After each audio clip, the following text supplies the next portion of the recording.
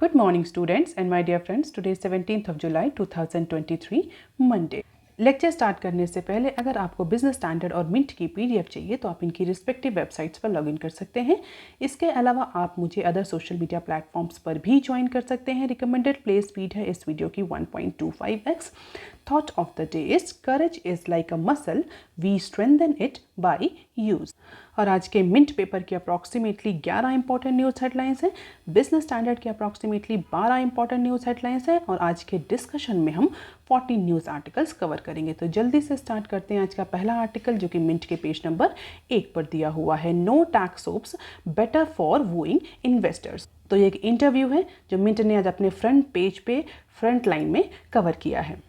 किसका इंटरव्यू है? Revenue secretary mister Sanjeev Malhotra का। तो रिसेंटली कुछ इंपॉर्टेंट डिसीजंस हुए हैं डेज बिल को लेकर के, एंजल टैक्स को लेकर के। जीएसटी काउंसिल ने जो 28% टैक्स लेवी किया है जितने बेटिंग गेम्स हैं उन पर, तो उन डिसीजंस को लेकर के जो हमारे रेवेन्यू सेक्रेटरी हैं मिस्टर संजय मल्होत्रा, उनका इंटरव्यू। और इंटरव्यू में जो फोकस किया गया है वो इन्वेस्टर्स पर फोकस किया गया और इन्वेस्टर्स पर जो लगने वाले रीसेंट टैक्सेस हैं और जो उनमें अमेंडमेंट्स हुए हैं, नए अमेंडमेंट्स और नए लेजिस्लेशन जो आए हैं उसको लेकर के इंटरव्यू है। और इस इंटरव्यू का जो क्रक्स है वो ये है कि कंट्री में नए इन्वेस्टमेंट को प्रमोट करने के लिए गवर्नमेंट कई सारे नए लेजिस्लेशन ला रही है, कई सारे नए मेजर्स भी ले रही है।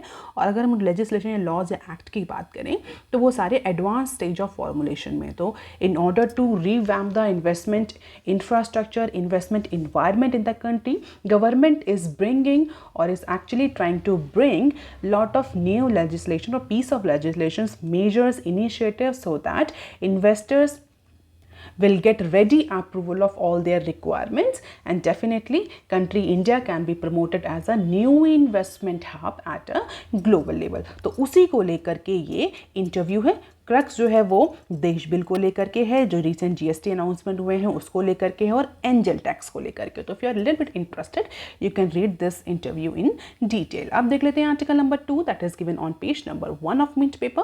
Electricity assets worth ₹15K crore set for monetisation. तो जो यूनियन पावर मिनिस्ट्री है that is aiming to raise approximately 15,000 crore, 15,000 crore का फंड यूनियन पावर मिनिस्ट्री जो है वो रेज करने जा रही है। किसके थ्रू रेज करने जा रही है? Through asset monetisation. तो फाइनेंशियल ईयर 24 के लिए 15,000 करोड़ का टारगेट रखा है यूनियन पावर मिनिस्ट्री ने। और किसके थ्रू करेगी? एसेट मोनेटाइजेशन, यानी जो आइडल एसेट्स पड़े हैं, जो एसेट ऐसे जो यूज़ नहीं हो रहे हैं, जो वायबल नहीं हैं, उनको मोनेटाइज करके 15,000 करोड़ का फंड रेज करेगी। अगर पिछले साल के टारगेट की बात करें तो पिछले साल का टारगेट इस साल के टारगेट से, यानी फाइनेंशियल ईयर 23 का जो टारगेट है वो इस साल के टारगेट से ज़्यादा था। पिछले साल टारगेट रखा गया था 15,308 करोड़ का, लेकिन उसके अगेंस्ट में अगर हम एक्चुअल फंड रेजिंग की बात करें तो केवल 9,400 करोड़ का फंड जो है वो यूनियन पावर मिनिस्ट्री रेज कर पाई थी। तो प्रोबेबली इसी को देखते हुए, इसी अंडर वैल्यूएशन को देखते हुए, अंडर मोनेटाइजेशन को देखते हुए इस फाइनेंशियल ईयर में यूनियन पावर मिनिस्ट्री ने थोड़ा सा कम टारगेट रखा है। और इस मोनेटाइजेशन की प्रोसेस में जो ट्रांसमिशन है और जो अदर असेट्स हैं उनको मोनेटाइज किया जाएगा और उसके लिए जो असेट्स हैं उनकी लिस्टिंग भी करी जा रही है।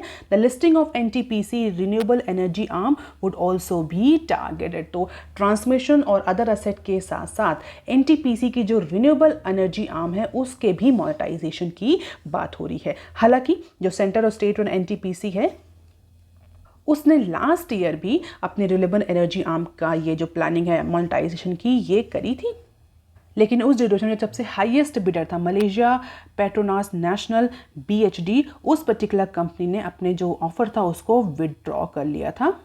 What 20% stake. तो लास्ट ईयर भी 20% स्टेक के साथ मोनेटाइजेशन करने की कोशिश करी गई थी एनटीपीसी के रिन्यूएबल एनर्जी आर्म की, लेकिन उसका मोनेटाइजेशन नहीं हो पाया था। जो प्लान था वो स्क्रैप हो गया था। तो प्रोबेबली इस फाइनेंशियल ईयर में जो यूनियन पावर मिनिस्ट्री है वो इस बार भी एनटीपीसी का मोनेटाइजेशन प्लान कर सकती है, स्पेशली उसकी रिन्यूएबल आर्म का। अब देख लेते हैं article number 3 that is given on page number 1 of Mint paper. Retail borrowers small biz bears the brunt of interest rate hike. तो रिसेंटली जो अप्रैल के बाद से जो कई सारे इंटरेस्ट रेट और रेपो रेट में जो इंक्रीज हुआ है उसकी वजह से जो प्रिवेलिंग इंटरेस्ट रेट मार्केट में रहा उसका अगर हम इम्पैक्ट एनालिसिस करें तो उस न्यूज़ को कवर किया गया है इस पर्टिकुलर कॉलम में, और उस एनालिसिस के अकॉर्डिंग उस रेपो रेट इंक्रीज से या इंटरेस्ट रेट इंक्रीज से जो स्मॉल रिटेल बोरोवर्स हैं, स्मॉल बिजनेस हैं, वो ज़्यादा इम्पैक्ट हुए हैं in comparison to the larger companies. So interest rate cycle or interest rate hike cycle has hit the retail borrowers or MSMEs more or harder in comparison to the large companies और big companies. क्योंकि अब अगर हम loan की बात करें, loan का जो इंटरेस्ट रेट, जो कोई भी लोन लेते हैं स्मॉल बिजनेस है, जो रिटेल बोरोवर्स, उसका जो इंटरेस्ट रेट है that is external benchmark link है. पहले वो इंटरनल था but now it is external benchmark link, जिसका सीधा हमें इम्पैक्ट, अगर रेपो रेट में कुछ भी चेंज होता है तो उसका सीधा सीधा इम्पैक्ट हमें लोन के जो इंटरेस्ट रेट है उन पर देखने को मिलता है. तो फास्टर ट्रांसमिशन है अब इंटरेस्ट रेट का because of this external benchmarking. और इसी एनालिसिस में कहा गया है कि इसी फास्टर ट्रांसमिशन की वजह से जो रिटेल बोरोवर्स हैं, जो स्मॉल बिजनेस ऑर्गेनाइजेशंस हैं, वो ज़्यादा इम्पैक्ट हुए हैं.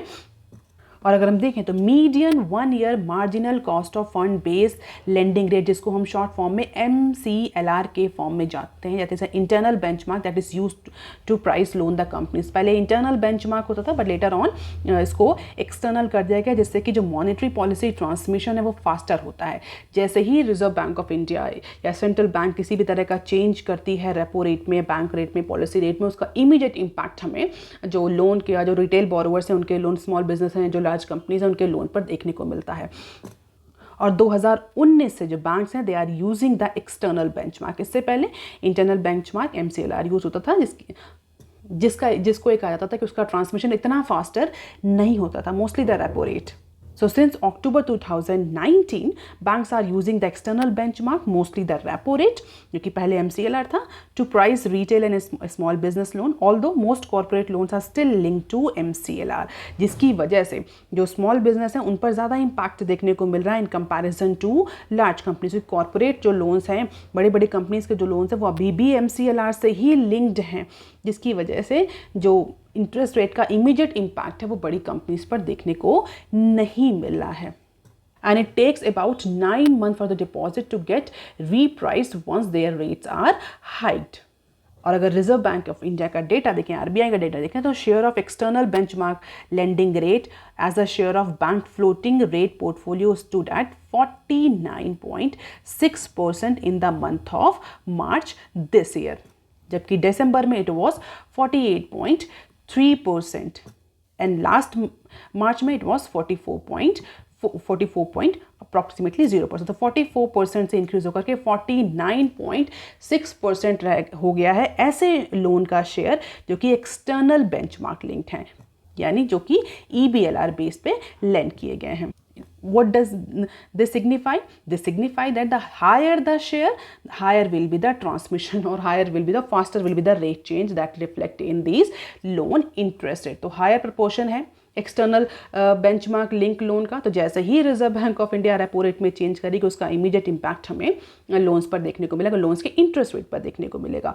और ऐसे लोन्स जो कि एक्सटर्नल बेंचमार्क लिंक हैं, ऐसे जनरली रिटेल बोरोवर्स और स्मॉल जो MSMEs हैं वो लेते हैं. अगर हम बात करें कि ऐसा क्यों करते हैं रिटेल बोरोवर्स या जो small business organisation, why they have opted for this external भी बेंचमार्क लिंक्ड इंटरेस्ट रेट, क्योंकि इसका इम्पैक्ट भी, जैसे अगर RBI जो है वो किसी भी तरह का रेट इंक्रीज करेगी तो इमीडिएटली रिटेल बोरोवर्स को उसका एडवांटेज भी मिलेगा. क्योंकि अगर आप देखें तो RBI at that time was cutting repo rate after the COVID-19 pandemic. तो उस ड्यूरेशन में जो RBI थी वो रेट कट कर रही थी, और इसी पर्टिकुलर रेट कट की वजह से एक्सटर्नल बेंचमार्क लिंक जो लोन थे उनका इंटरेस्ट रेट कम था in comparison to MCLR linked loan. And that is why the retail borrowers and the small business organisations has opted for this EBLR. और अब चूंकि RBI जो है वो रेट को इंक्रीज कर रही है, जिसकी वजह से जो एडवांटेज उन्हें हुआ था अब वो उनको लॉस में कन्वर्ट हो रहा है. So this is rising borrowing cost. You can just have the glimpse of it. Repo, MCLR and deposit rate monthly. तो this blue line indicate RBI repo rate, orange 1 year median MCLR, और this light blue bar indicates the weighted average fresh term deposit rate.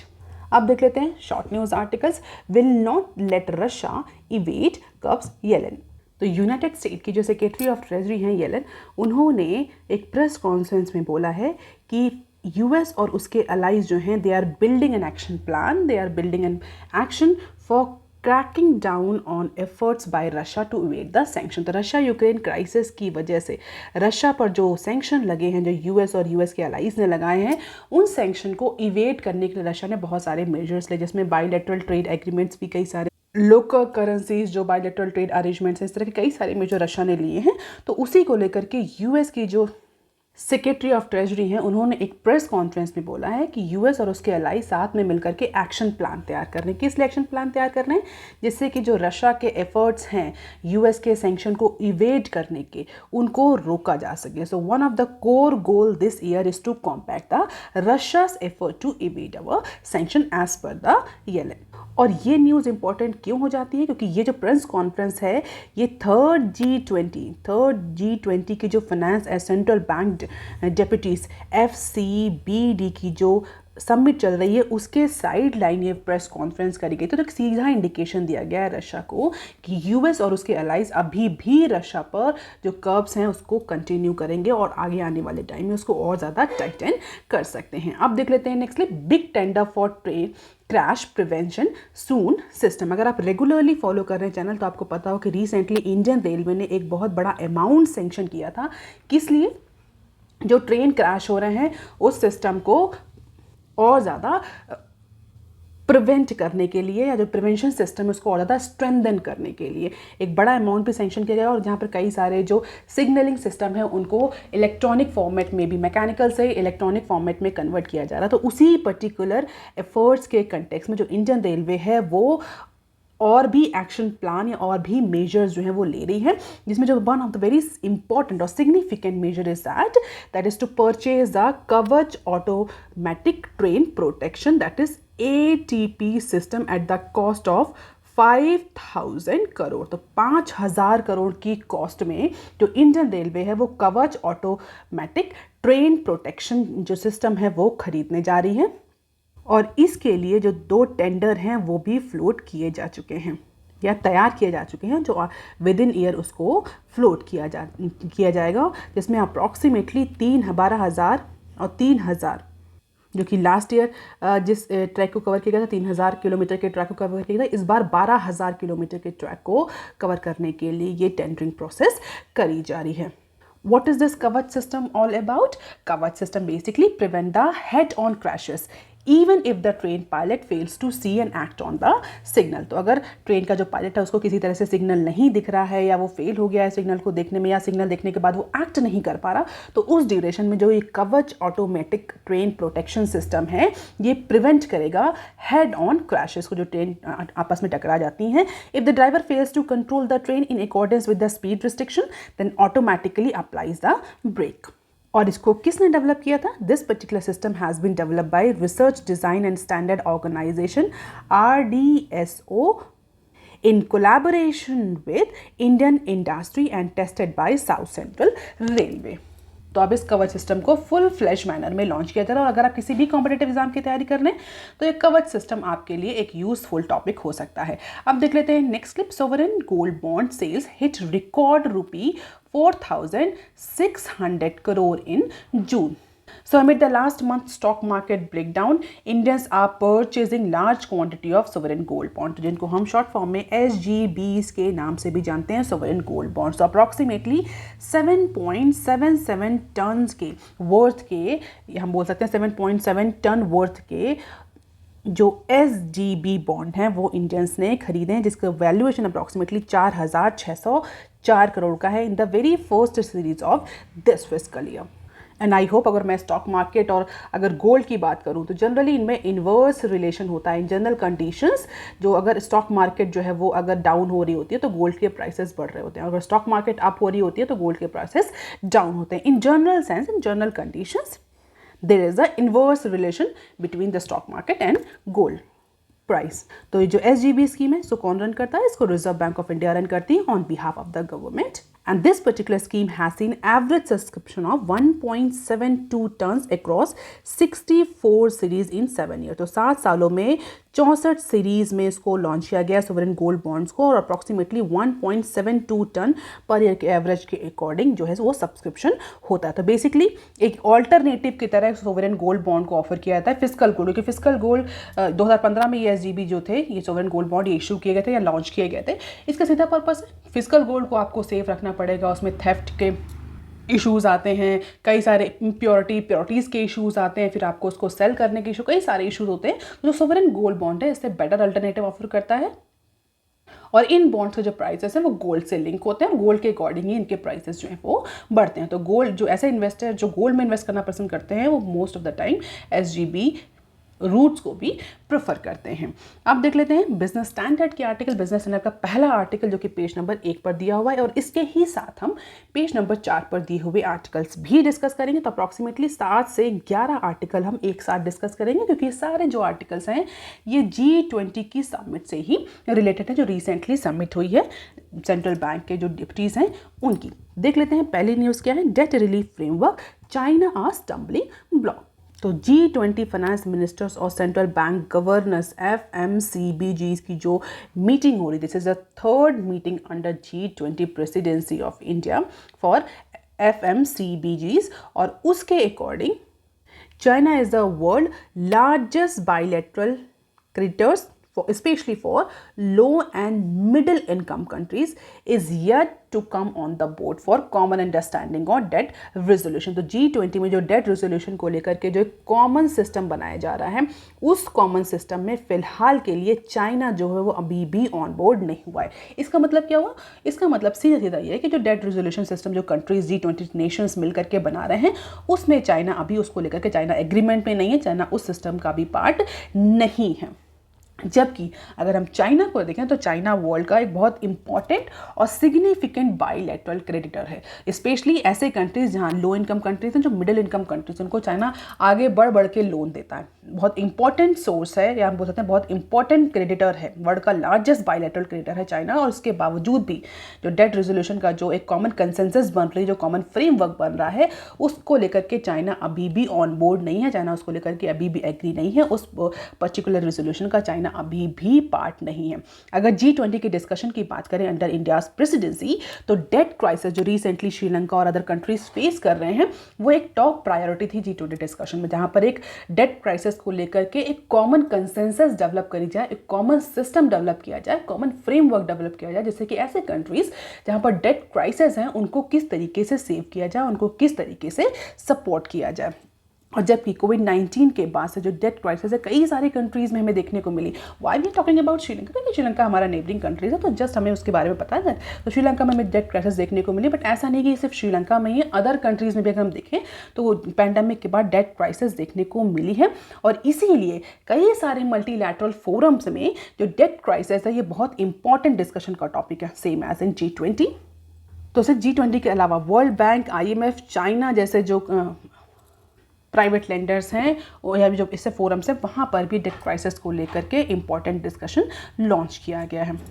और as per the sources अगर G20 Nations की बात करें तो कई सारे G20 नेशंस जो हैं वो one size fit for all thumb rule को लेकर के बहुत ज़्यादा एग्रीमेंट में नहीं है। डेट रीस्ट्रक्चरिंग को लेकर के, स्पेशली ऐसे वनरेबल कंट्रीज जहाँ पर डेट क्राइसिस है, उनकी डेट रीस्ट्रक्चरिंग को लेकर के जो इसमें सिस्टम प्रपोज किया जा रहा है डेट रेजोल्यूशन में, उसको लेकर के बहुत सारे कंट्रीज जो हैं वो एग्रीमेंट में नहीं। उनका कहना है कि this is not one size fit for all thumb rule. हर एक कंट्री की अपनी इकोनॉमिक सिचुएशन होती है, उसके अकॉर्डिंग डेट रिस्ट्रक्चरिंग करनी चाहिए। हम ऐसा नहीं कह सकते कि एक डेट रिस्ट्रक्चरिंग का जो फ्रेमवर्क है वो सारे कंट्रीज पर एप्लीकेबल होगा। हालांकि इंडिया अपनी G20 प्रेसिडेंसी में चाहता है कि डिजिटल पब्लिक इंफ्रास्ट्रक्चर और कई सारे जो डेट क्राइसिस रिलेटेड इश्यूज हैं उन पर कोई सिग्निफिकेंट मल्टीलैटरल एग्रीमेंट या फ्रेमवर्क बन के सामने आए, क्योंकि फिर वही इंडिया का कंट्रीब्यूशन होगा during India's 2 year G20 presidency.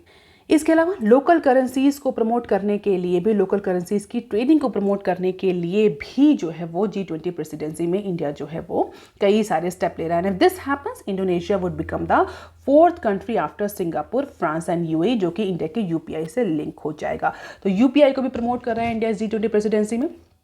3 countries से हमारा सिस्टम लिंक हो चुका है, हमने कवर भी करी थी वो न्यूज़ अगर आप रेगुलर है न्यूज़ चैनल पर। तो कौन कौन से 3 कंट्रीज? सिंगापुर, फ्रांस और यूएई। इंडोनेशिया से भी बायलैटरल इंडिया नेगोशिएट कर रहा है for developing the integrated digital public infrastructure, और ऐसा कहा जा रहा है कि अगर इंडोनेशिया से ये जो टॉक्स हैं ये सक्सेसफुल हो जाती हैं तो Indonesia will become the 4th country to get integrated with India's UPI system. अब देख लेते हैं next clip. India's global DPI proposal faces resistance from developed nations. तो यह भी हमने डिस्कस किया, उसी के कंटेक्स्ट में न्यूज़ है। इंडिया का जो प्रपोजल है जहाँ पर इंडिया फॉर्मलाइज कर रहा है inter operable global digital public infrastructure DPI framework को इंडिया जो है वो G20 फोरम में प्रमोट कर रहा है। तो फिलहाल के लिए दिस पर्टिकुलर प्रपोजल और this interoperable global digital public infrastructure DPI framework is not getting a very good response from G20 leaders, क्योंकि जो कुछ डेवलप कंट्रीज हैं they are pushing it back, और उनका आर्ग्यूमेंट है विच आर्ग्यू द मूव में impediment और impede the growth of global private payment processor. उनका ऐसा मानना है कि अगर इंडिया का जो एक ग्लोबल DPI प्रपोजल है अगर इसको बहुत ज़्यादा कंसेंसस मिलती है, इसको एक्सेप्ट किया था यूनानिमसली, तो इससे क्या होगा, जो प्राइवेट UPI ऑफर करने वाले, जो प्राइवेट डिजिटल पेमेंट ऑफर करने वाली कंपनीज हैं उनके लिए एक बहुत बड़ा हर्डल होगा, उनकी इंडस्ट्री, उनका ग्रोथ जो है वो इम्पैक्ट करेगा। This is even as more countries are accepting the national payment corporation of India and PCI develop unified payment interface. लेकिन ये तो गवर्नमेंट बैक्ड है, डेवलप कंट्रीज़ का ही कहना है। तो गवर्नमेंट बैक्ड अगर सिस्टम को और UPIs को प्रमोट किया जाएगा तो जो प्राइवेट प्लेयर्स हैं वो कहाँ जाएंगे? और इसी पर्टिकुलर एस्पेक्ट को लेकर के कई सारे जो डेवलप कंट्रीज़ हैं इंडिया के जो ग्लोबल DPI जो प्रपोजल है उसको अपोज कर रहे हैं G20 फोरम में। अब देख लेते हैं नेक्स्ट क्लिप जो कि पेज नंबर 4 पर दी हुई है। G20 से ही रिलेटेड है, G20 समिट से ही रिलेटेड है। Substantial progress on preamble gender equity. तो बेसिकली ये एक इंटरव्यू है जो 4 दिन की जो G20 शेरपास की मीटिंग चल रही है हम्पी में, उसको लेकर के मीटिंग है। किसकी मीटिंग है? इंडिया के साइड से जो G20 शेरपा है। कौन है इंडिया के साइड से G20 शेरपा? आप मुझे कमेंट सेक्शन में लिख करके बताइए। तो उन्होंने फिलहाल के लिए उन्हीं का इंटरव्यू है और उस इंटरव्यू में उन्होंने बोला है कि इस पर्टिकुलर मीटिंग और समिट के ड्यूरेशन में जो ये 4 डे की मीटिंग चल रही G20 शेरपास की, इसमें क्या प्रोग्रेस हुई, क्या सब्सटैंशियल डेवलपमेंट हुए। तो उसी पर्टिकुलर इंटरव्यू में उन्होंने बोला है कि जो प्रीएम्बल है उसको में सब्सटैंशियल प्रोग्रेस करी गई है। कई सारे जो इंपॉर्टेंट एस्पेक्ट हैं ग्लोबल लेवल पे, जैसे कि हम बात करें जेंडर इक्वालिटी, उसको भी इसमें इंक्लूड किया गया है प्रीएम्बल में। अब देख लेते हैं नेक्स्ट क्लिप, ये भी पेज नंबर 4 पर ही दी हुई है। MBD needs $3 trillion extra spend a year till 2030। तो G20 के जो एक्सपर्ट ग्रुप हैं, G20 independent expert group on strengthening the multilateral development bank. तो जो MDB है उसका फुल फॉर्म है मल्टीलैटरल डेवलपमेंट बैंक। तो इस पर्टिकुलर MDB को लेकर के G20 के एक्सपर्ट ग्रुप ने अपनी रिपोर्ट सबमिट करी और उस रिपोर्ट में कहा गया है कि there is an additional spending of approximately $3 trillion per year was needed till 2030। तो 2030 तक हर साल $3 ट्रिलियन एक्स्ट्रा एक्सपेंडिचर की ज़रूरत है, a part of which could come from leveraging the current balance sheets and implementing the capital adequacy framework. और इसके साथ ही इस रिपोर्ट में भी बोला कि जो फ्रेश इक्विटी है उसको भी इंक्रीज करने की ज़रूरत, अप्रॉक्सीमेटली $100 बिलियन की फ्रेश इक्विटी इन्फ्यूज़ करने की ज़रूरत है ऑल अक्रॉस जो MBD इंस्टीट्यूशंस हैं। आप मुझे कमेंट सेक्शन में ये MBD इंस्टीट्यूशंस के नाम बताइए, जैसे कौन कौन से इंस्टीट्यूशन जो MBD हैं और किस लिए ये फाइनेंस की ज़रूरत है। तो बेसिकली जो जितने भी मल्टीलैटरल डेवलपमेंट बैंक्स हैं इनको इक्विटी ज़्यादा देने के लिए, इनके डेवलपमेंट के लिए, और ये इनके पास पैसा हो कि जो इंफ्रास्ट्रक्चर डेवलपमेंट में और अदर डेवलपमेंट फाइनेंस में यूज़ कर सकें। That is why these banks MBD banks require a substantial amount of equity, substantial amount of fund in order to support the infrastructure development और डेवलपमेंट इंफ्रास्ट्रक्चर। ये भी G20 में एक report submit हुई। इस रिपोर्ट में कितना fund requirement, because MBDs have a key role to support the needed reforms and resource. हालांकि अगर रिफॉर्म्स लाने हैं तो उसके लिए पैसा चाहिए, लेकिन अभी जो फाइनेंस है, जो कैपिटल एडिक्वेसी रेशियोज के अकॉर्डिंग अभी बैंक्स को सफिशिएंट अप्रॉक्सीमेटली $100 बिलियन इक्विटी में चाहिए होगा और $300 ट्रिलियन एक्स्ट्रा एक्सपेंडिचर हर साल करना पड़ेगा 2030 तक, ऐसा मानना है इस रिपोर्ट में। अब देख लेते हैं next clip. Hope to deepen very significant relationship with India says Elon. तो जो कल प्रेस कॉन्फ्रेंस हुई है उसमें रशिया में कर्व को स्ट्रेंथन करने के लिए भी जो उनकी जो सेक्रेटरी हैं, सेक्रेटरी ऑफ ट्रेजरी, उन्होंने बोला। उसके बाद उन्होंने इंडिया के जो बायलैटरल रिलेशनशिप है उसको लेकर के भी कमेंट किया है और उन्होंने बोला है कि यूएसए जो है वो और ज़्यादा सिग्निफिकेंट रिलेशनशिप इंडिया से डेवलप करना चाहता है और आगे फ्यूचर में USA is anticipating the indispensable partnership with India for friendshoring and mutual development. तो अभी के लिए इंडिया से जो रिलेशनशिप है वो बहुत इंपॉर्टेंट है, लेकिन आगे फ्यूचर में यूएसए जो है वो और ज़्यादा significant deep and relation India से एंटिसिपेट कर रहा है। और ये क्यों कहा गया है? डेफिनेटली इस कंटेक्स्ट में कहा कि इंडिया जो है वो यूएस और यूएस एलाइज को सपोर्ट करे curbing the Russia. Let us see कि इंडिया किस तरह से इस पर्टिकुलर फ्रेंडशिप को लेता है। अब देख लेते हैं some short news articles from business standard. Centre consider picking up equity in chip design companies. तो DLI स्कीम 2.0 को लॉन्च करते हुए आइडियाज़ को, और पिछले जो DLI स्कीम थी, DLI stands for design linked incentive scheme, तो गवर्नमेंट ने एक नया प्रपोजल पर डिस्कशन स्टार्ट किया जहां पर गवर्नमेंट जो है वो डोमेस्टिक इंडियन सेमीकंडक्टर चिप जो डिज़ाइन कंपनीज हैं उनको सपोर्ट करना चाहती है और उसके लिए गवर्नमेंट ने DLI स्कीम को और ज़्यादा एक्सपेंड किया, जिसको हम DLI 2.0 के नाम से जान रहे हैं। और इस पर्टिकुलर स्कीम में गवर्नमेंट क्या प्रपोजल ला रही है? गवर्नमेंट ये प्रपोजल ला रही है कि जो domestic Indian semiconductor chip design companies हैं उनमें गवर्नमेंट इक्विटी स्टेक लेगी। इट मीन्स गवर्नमेंट उनको इक्विटी के फॉर्म में सपोर्ट करेगी, जिससे कि जो इंडियन सेमीकंडक्टर कंपनीज हैं ये और ज़्यादा रिस्क ले सकें और ज़्यादा इन्वेस्टमेंट करें। तो बेसिकली सेमीकंडक्टर चिप मैन्युफैक्चरिंग को प्रमोट करने के लिए इंडिया जो है, government of India now it is considering to develop और स्ट्रेंथन द डोमेस्टिक कंपनीज। क्योंकि रिसेंटली वेदांता का और एक बहुत ही इंपॉर्टेंट कंपनी, आप मुझे कमेंट सेक्शन में उस कंपनी का नाम लिख करके बताइए, उसका एक जॉइंट वेंचर जो है वो शुरू होने से पहले खत्म हो गया। तो अब इंडिया जो है, गवर्नमेंट जो है वो फिलहाल के लिए इंडियन कंपनीज को प्रमोट कर रही है। कैसे प्रमोट कर रही है? गवर्नमेंट कह रही है हम आप में इक्विटी खरीदेंगे, इक्विटी के फॉर्म में हम आप में इन्वेस्ट करेंगे अंडर DLI स्कीम, और आप जो है वो चिप मैन्युफैक्चरिंग करिए, उसमें इन्वेस्टमेंट करिए। हालांकि modalities timeline for the second phase of scheme has yet to be worked out, but it is just a proposal. और अगर करंट स्टेटस की बात करें तो nearly 200 chips are design in India annually, but for the global companies, not for the Indian use. Their IPs are in their respective countries. इनके पास जो IP means intellectual property जो है, या जो intellectual property rights हैं in Indian companies के chip manufacturing करने के या डिज़ाइन के जो IPs हैं वो इनके पास नहीं है, वो इनकी फॉरेन कंट्रीज़ के पास है। उन्होंने जो है वो IP इंटेलेक्चुअल प्रॉपर्टी राइट जो है वो शेयर किया है ताकि इंडियन कंपनीज चिप बना पाएँ। वो चिप हालांकि डोमेस्टिक मार्केट में सेल नहीं करी जा सकती है, वो उनकी खुद की पार्टनर कंपनी जो कि फॉरेन कंट्रीज में सिचुएटेड है उनके लिए है।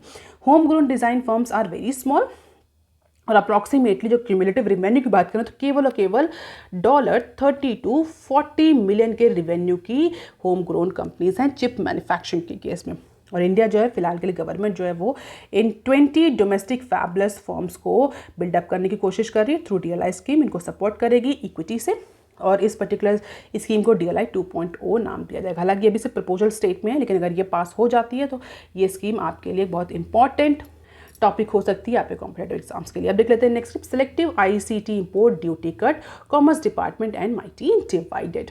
तो department of commerce and ministry of communication and IT are divided over any country specific reduction in 20% import duty on electronic items. इसमें मोबाइल फोन्स भी इंक्लूडेड हैं।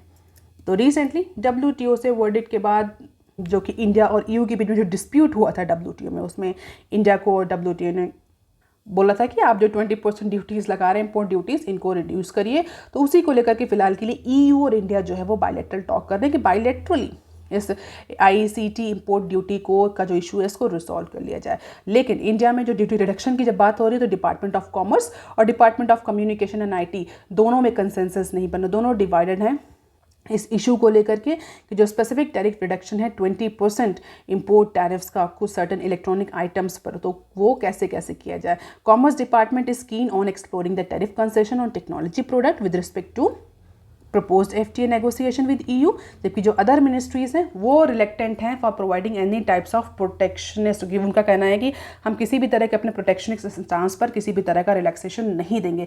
यानी जो डिपार्टमेंट ऑफ कॉमर्स डिपार्टमेंट है वो कह रहा है कि FTA हम नेगोशिएट कर रहे हैं यू के साथ, हमें उन्हें ऑफ़र करना चाहिए कुछ कंसेशन ICT इंपोर्ट्स पर, और WTO का भी ये वर्डिक्ट है। लेकिन जो अदर डिपार्टमेंट है, specially ministry of communication and IT के जो डिपार्टमेंट्स हैं, उनका कहना है हम किसी भी तरह का रिलैक्सेशन ऑफर नहीं करेंगे, किसी भी तरह का इम्पोर्ट ड्यूटी कंसेशन ऑफर नहीं करेंगे। तो इंडिया के जो गवर्नमेंट के जो डिपार्टमेंट है उनमें ही कंसेंसस नहीं बन पा रही इस इम्पोर्ट ड्यूटी कंसेशन को लेकर के। तो लेट अस सी ये इशू कैसे रिजॉल्व होता है। अब देख लेते हैं next clip.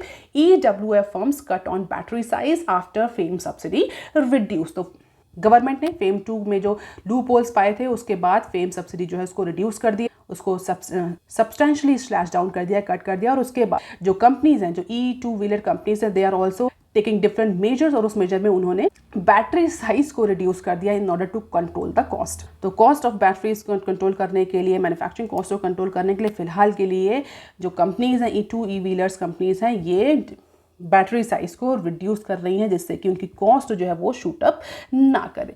So that is all for today students. Please like, share and subscribe. Thank you. Have a nice day.